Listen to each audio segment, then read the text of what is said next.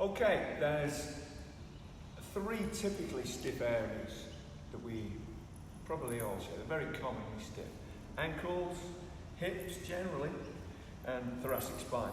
So we're going to cover two of those areas now. And one of the workouts, or several of the workouts that are positions that we ask you to get in at Hayden Engine and Strong for Life. To be strong for life, you don't want pain, of course, but it's this position, this extended position, and also this flex position. So often when we test things out in this sort of sphinx position here, there should be no pain.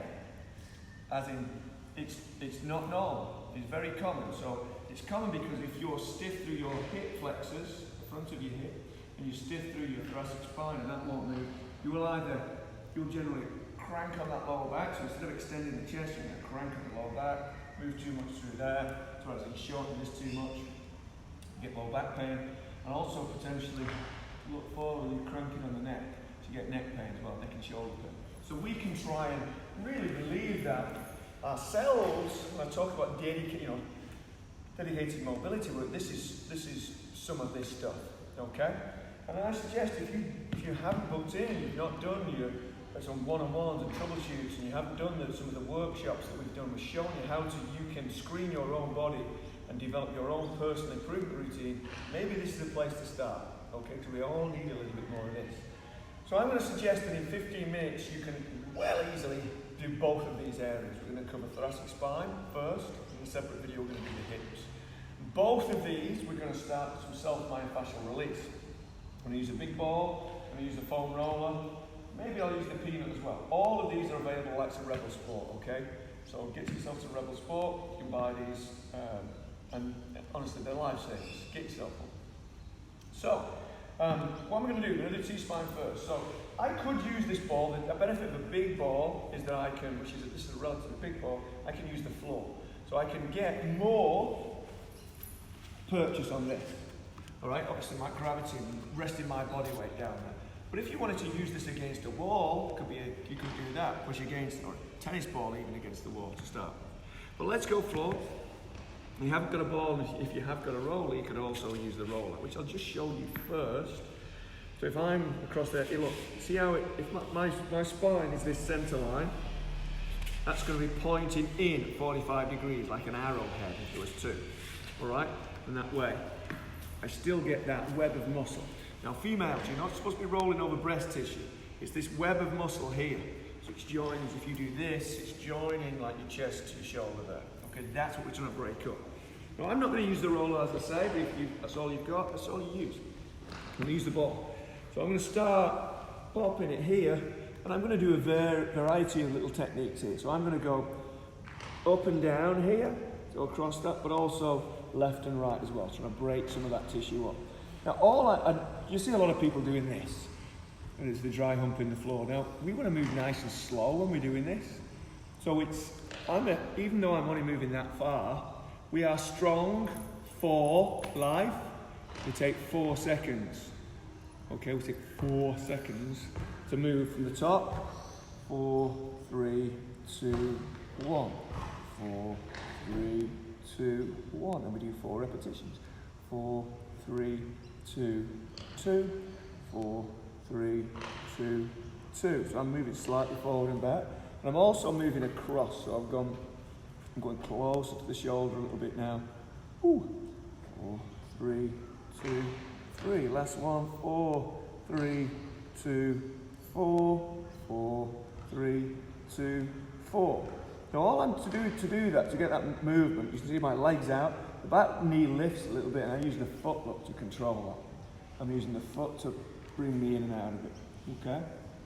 Now, what I'm now going to do is pin and move. So the stiffest point I felt amongst those 4 forwards and backwards, I'm going to find, which is, for me, was there.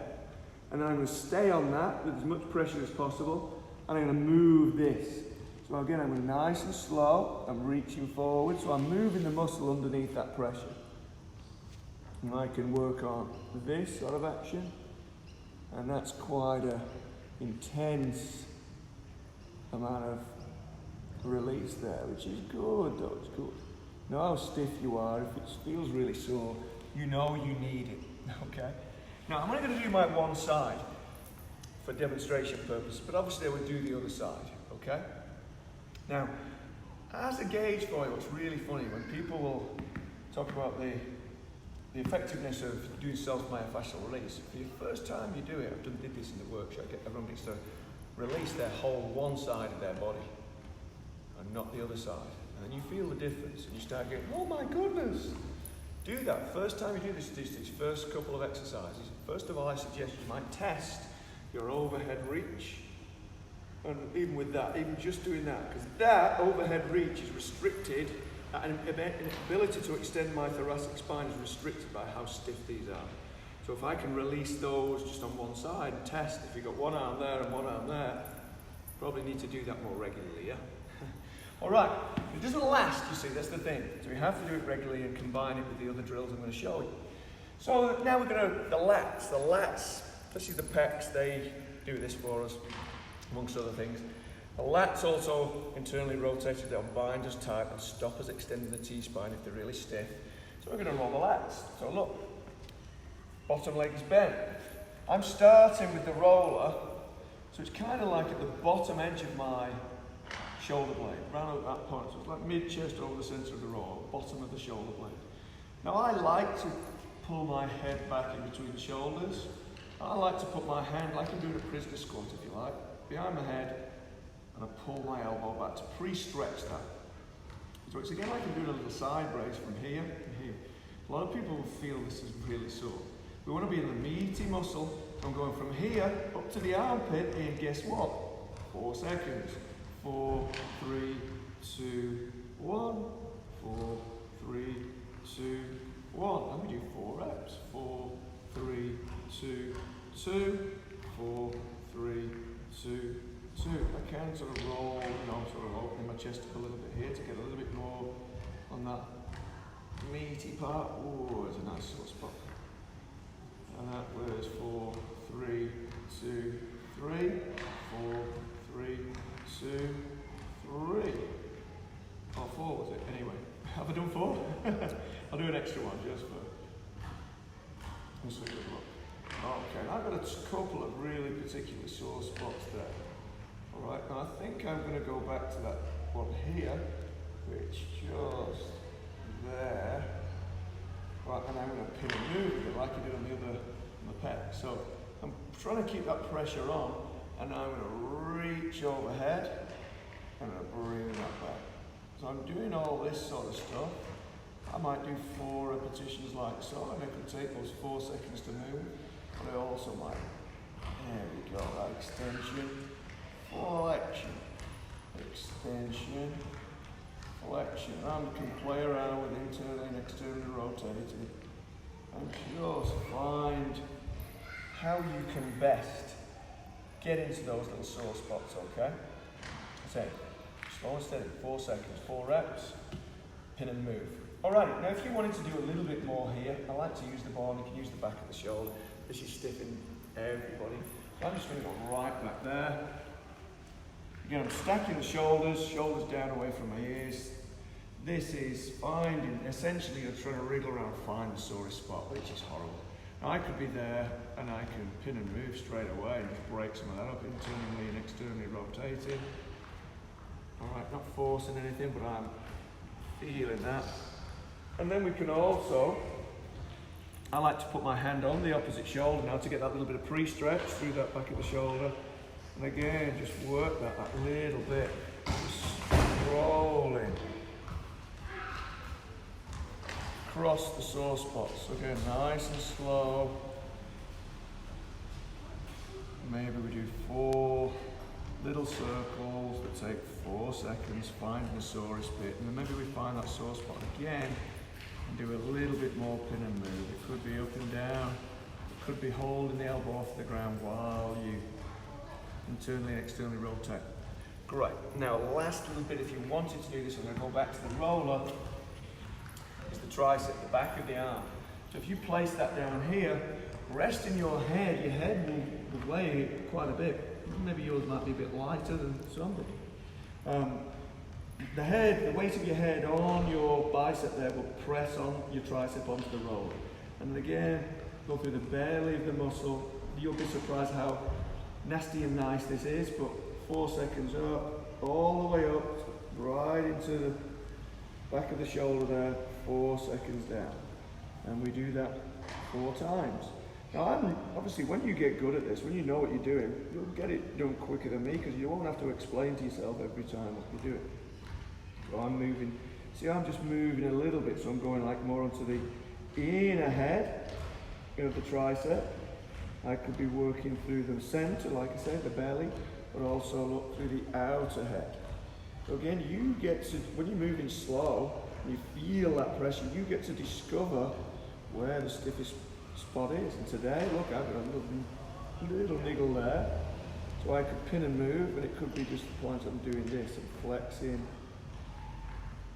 flexing. It could also be them rolling across it like this. Oh, yeah, just there. I'm rolling across that spot, and we might do again 4 repetitions, moving nice and slow, moving a bit faster, because it's unpleasant.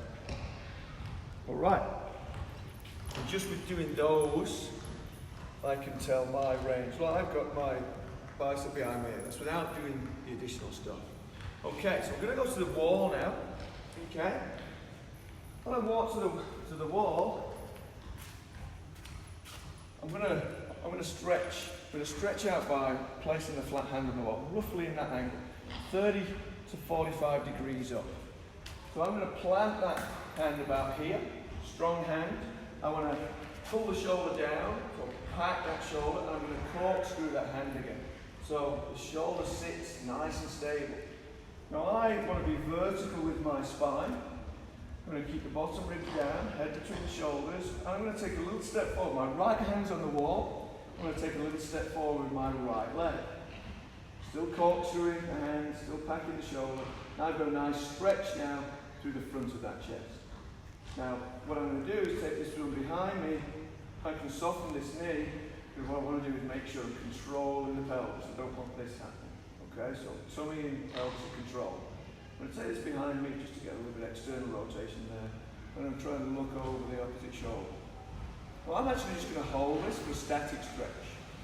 I don't really care too much about the static stretches will inhibit and slow us down if we're doing it pre-workout. Hey, if we've got severe issues here, the static stretching is not a problem.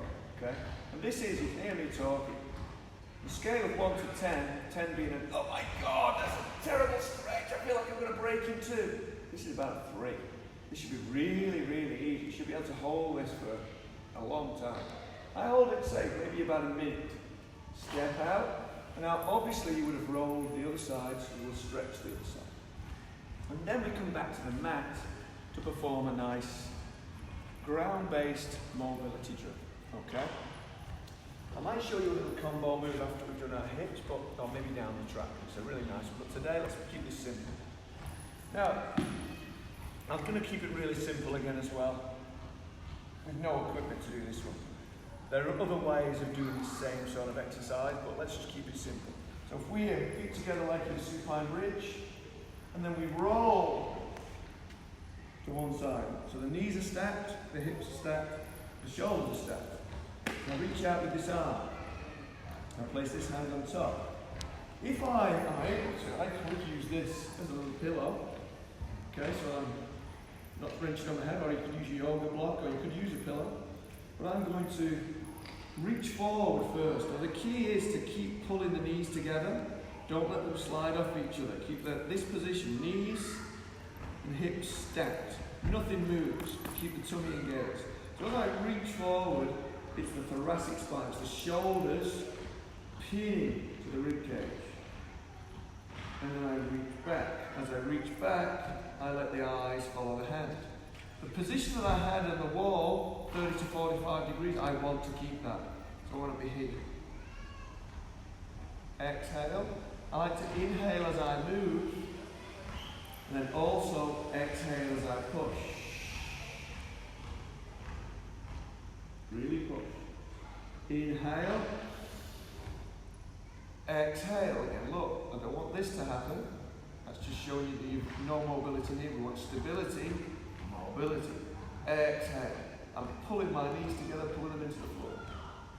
Big stretch through here. Inhale, exhale. Inhale,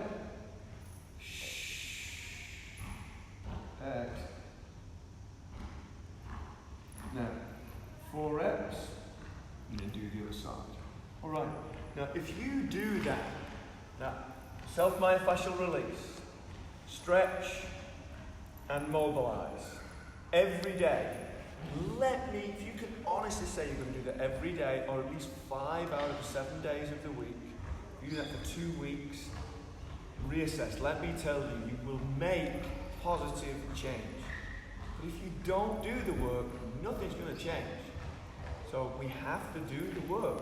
You won't be perfect, but you'll be better. That's the idea. Keep progressing. All right. We'll show you the hips in a second.